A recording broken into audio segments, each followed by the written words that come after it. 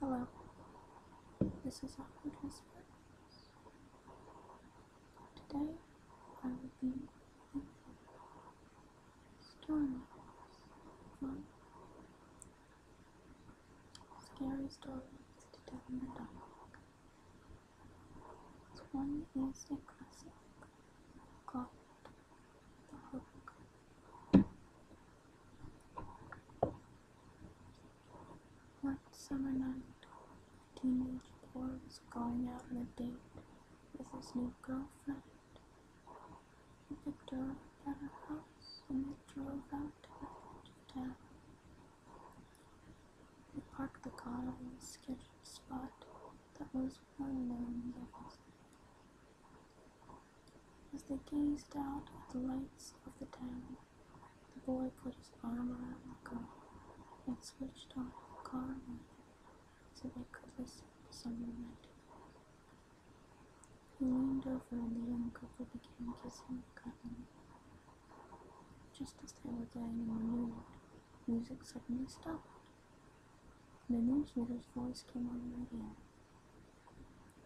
This is an energetic announcement, this is an emergency announcement,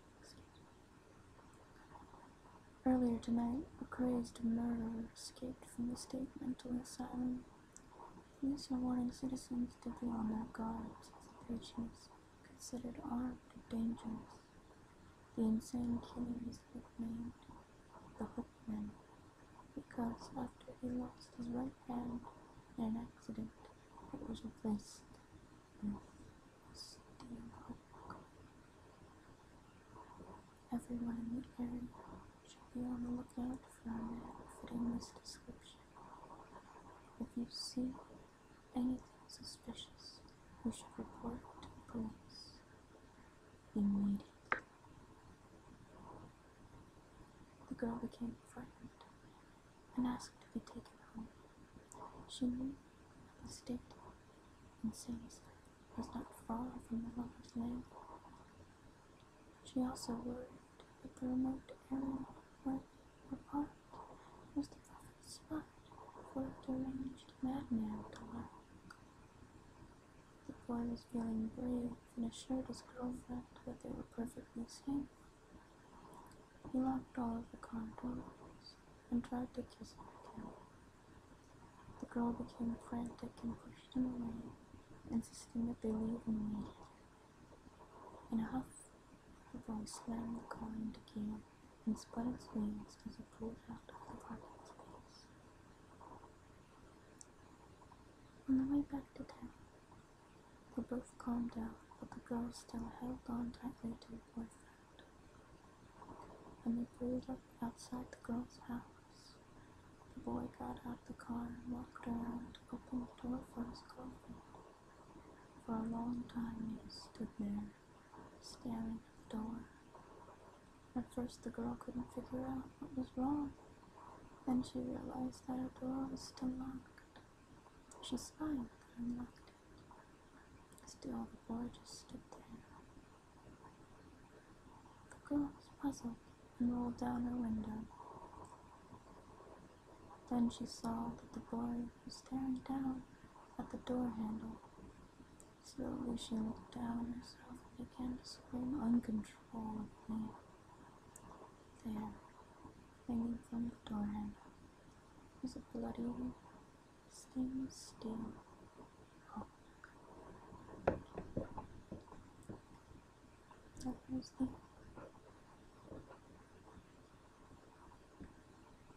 next story I will read is called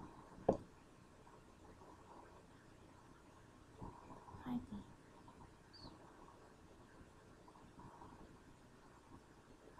As the woman drove down a deserted highway, she noticed a lone pair of headlights quickly approaching her car from behind. When the car came closer, she noticed that it was going to overtake her.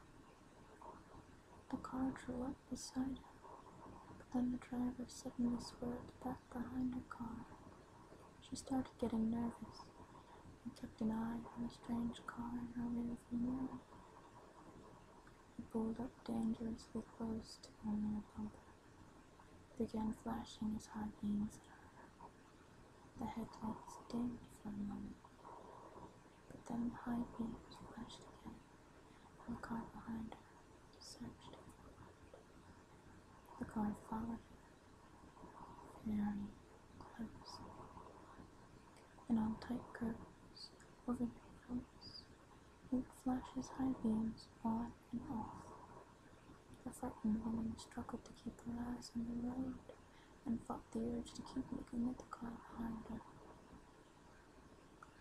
Finally, she approached her exit, but the car continued to follow, flashing the high beams again and again.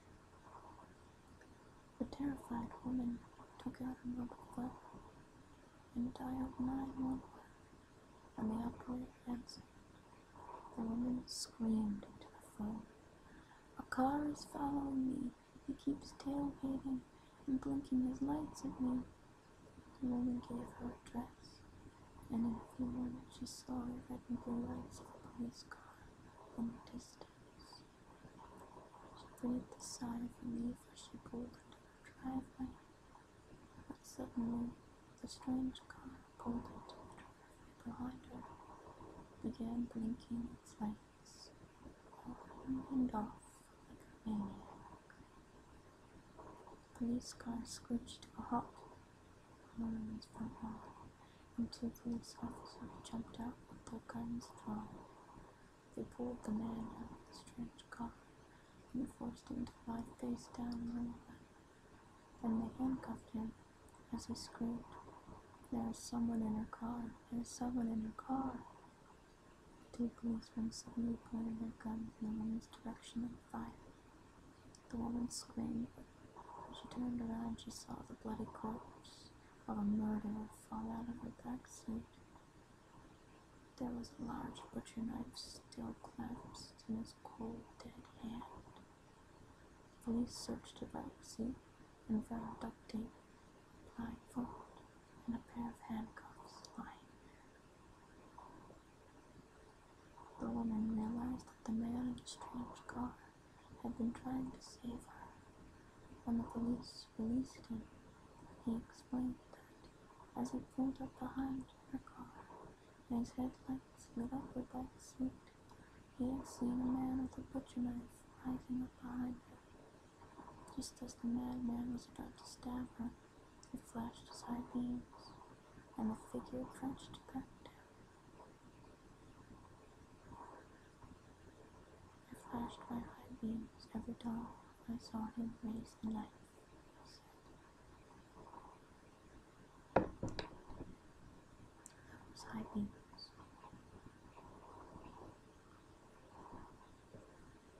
Next story.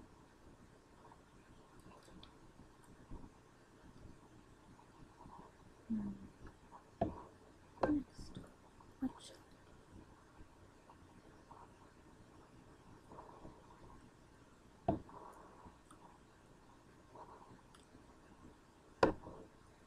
hide and seek?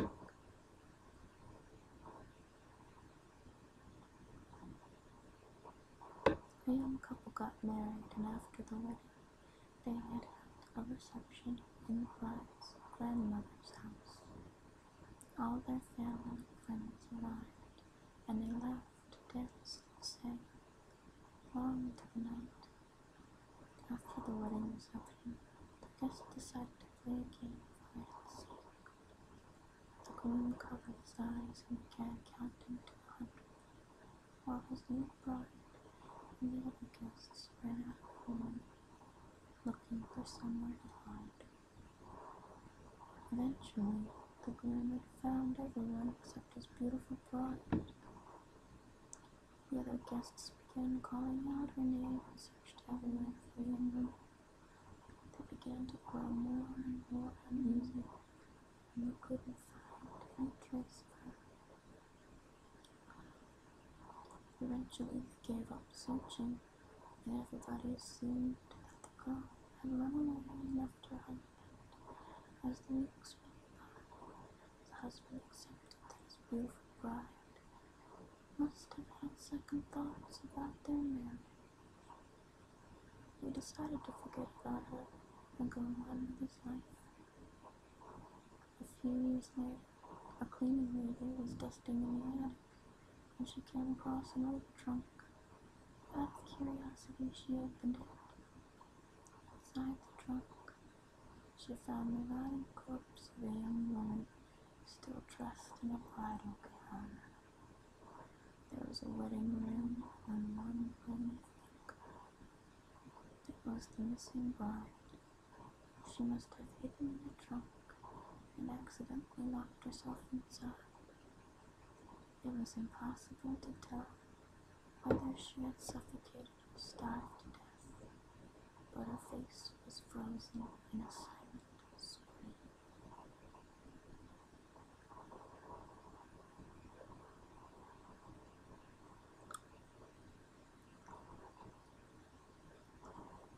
This one, the viper.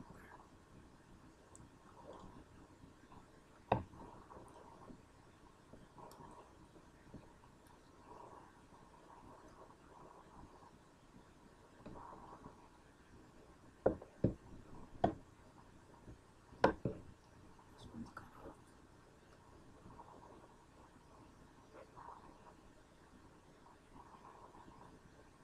The other one's cut off too. Okay.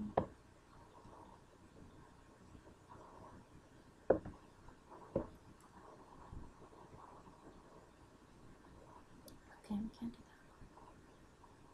Let's do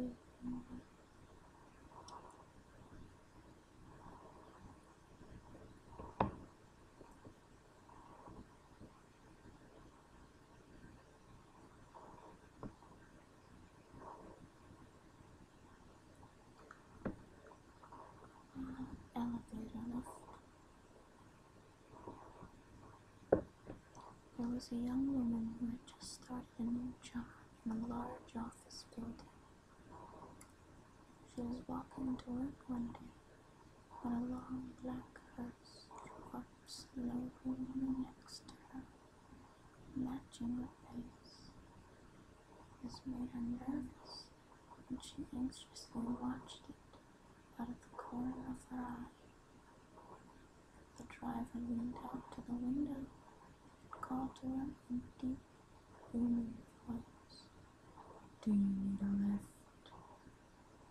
She turned to look at him, got a terrible shock. The driver's face was incredibly hideous and deformed. His skin was a deathly pale, and one of his eyes was noticeably higher than the other. The man pointed to the rear of the vehicle, which contained a coffin. "Room for one more," he said. Frightened by his bizarre appearance and unwelcome suggestion, she refused his offer for a lift profoundly disturbed. The woman ran down the street until she came to the office building, where she worked.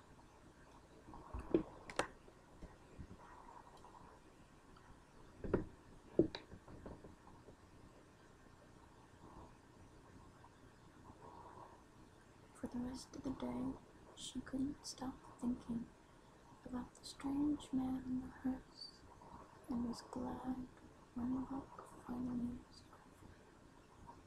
The woman worked up on the 9th floor, and when the elevator came, it was almost completely full. She hesitated a moment before stepping in. "Are you sure you don't want to come in?" asked a familiar, booming voice. "There's room for one more." The woman gasped. It was the hearse driver from this morning, eyeing her with his lopsided, horrible gaze. Now thoroughly spooked, the woman backed away, stuttering. I think I'll take the stairs." The hearse driver just stared at her as the door slid closed. The woman had only taken a few steps down the stairs, and she had heard a chorus of screams, followed by a deafening crash. She had hurried downstairs and discovered the elevator cable had broken, and all the passengers aboard had plunged to a grisly death.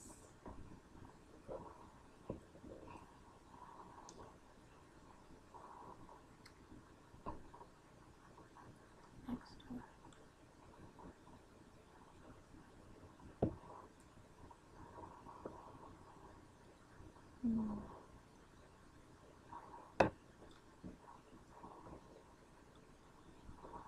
Green ribbon. A red ribbon. This website changes the title of every single book.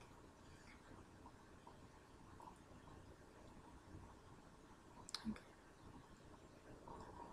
Red.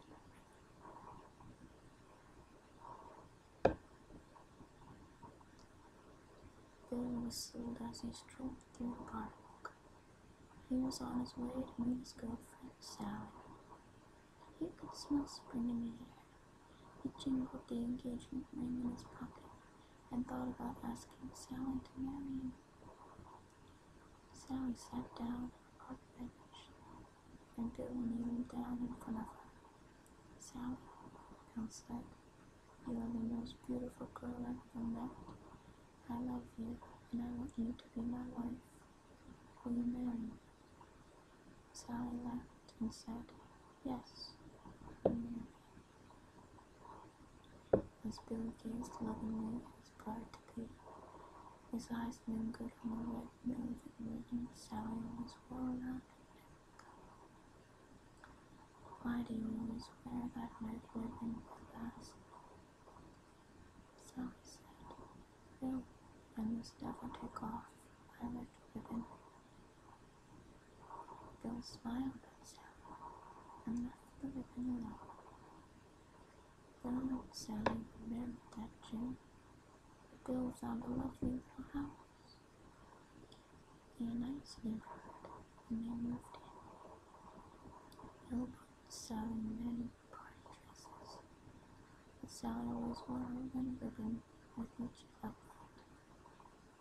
Bill thought this was odd.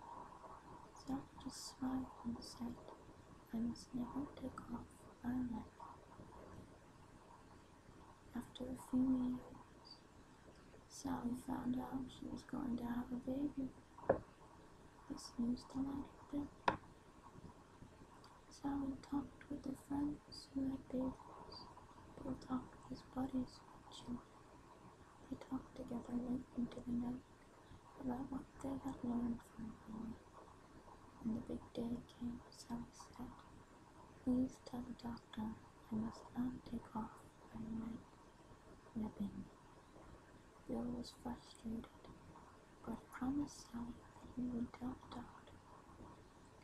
After the baby was born, Bill gave Sally flowers. "Thank you for the flowers, Bill," Sally said.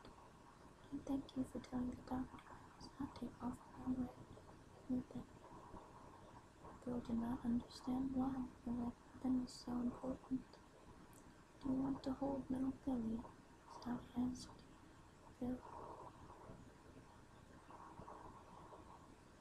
Sally and the little Billy lived happily for many years in a small, lovely house in a nice neighborhood.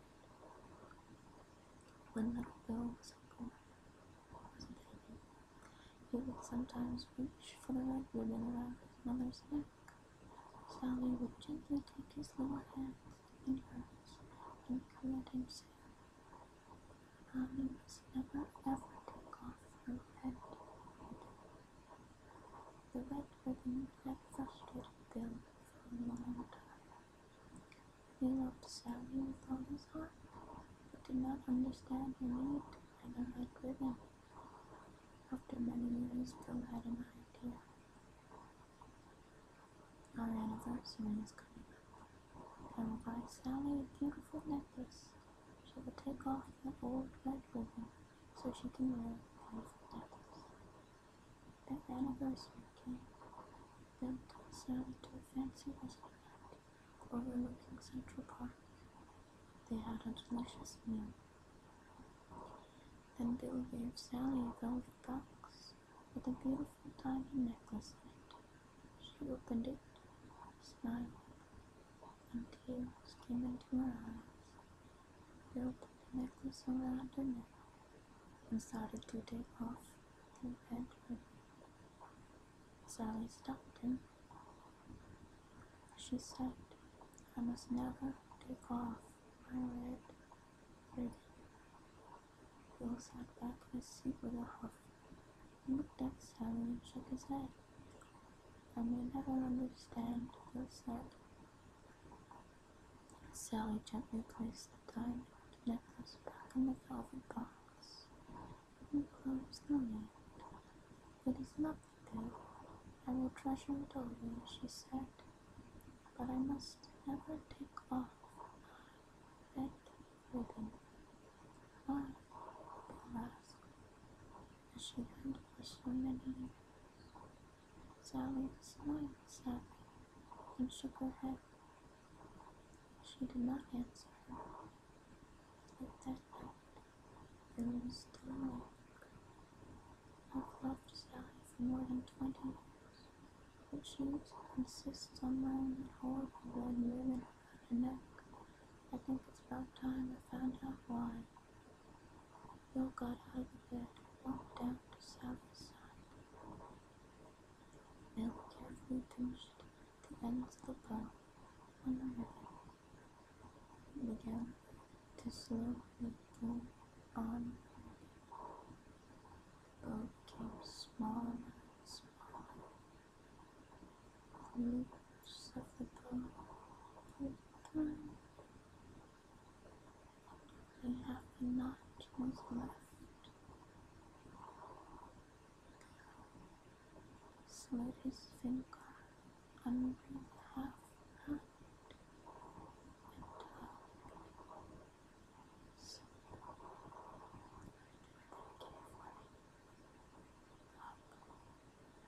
Sally's head came off. It rolled right to the floor, bouncing in the moonlight. One large tear fell from Sally's eye. "I warned you," she said.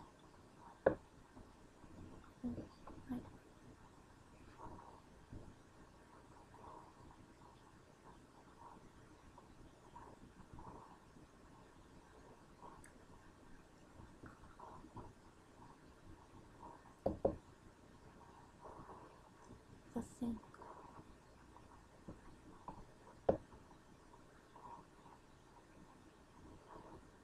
There were 2 young boys named Trevor and Will. They spent most of their summer vacation hanging around town looking for things to do. One hot August night, the boys were sitting on a fence by the main road. There was a cornfield just across the road. Suddenly, Trevor spotted something in the field. In the darkness, it was difficult to make out, but he thought it looks like some kind of weird animal. He nudged his friend and pointed in the direction of the strange-looking figure. Will said he could see it too. He wasn't sure if mysterious things vaguely human. The next thing they knew, the thing was gone. The boys grabbed their necks and scanned the field.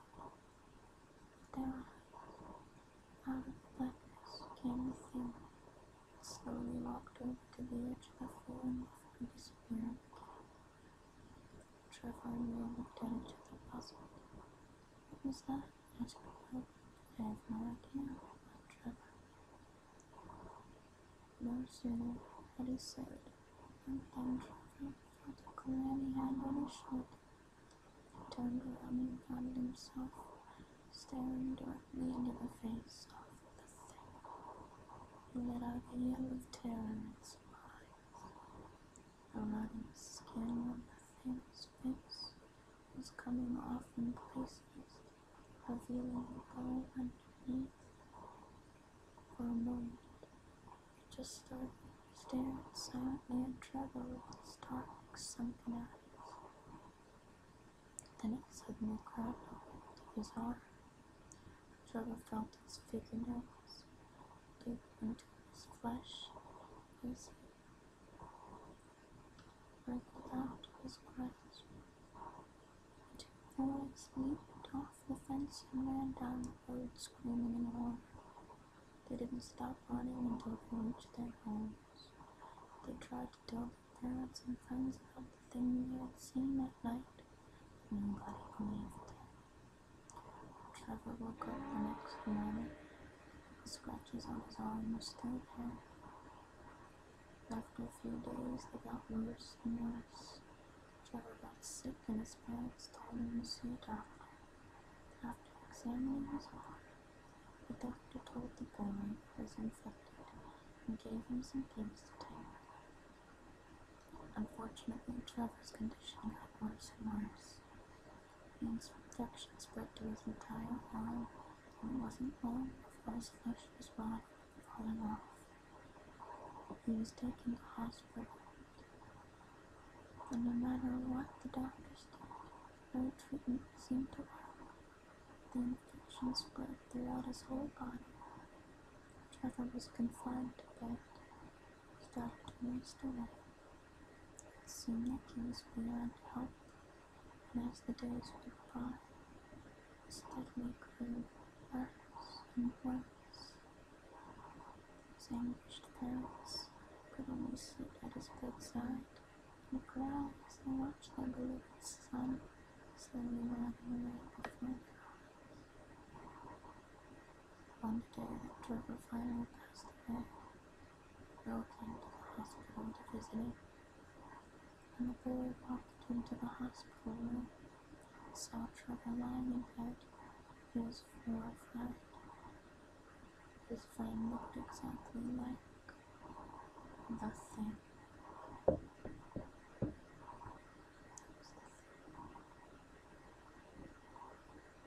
Monsters. Scary stories to tell the dark.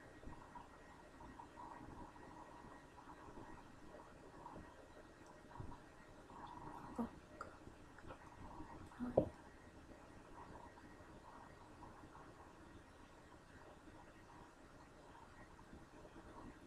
Someone.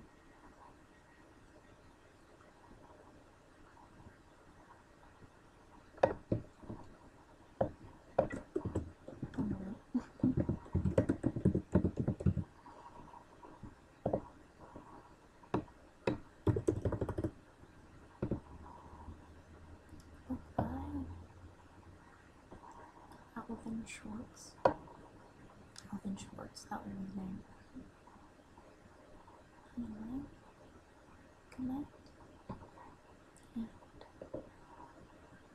happy Halloween.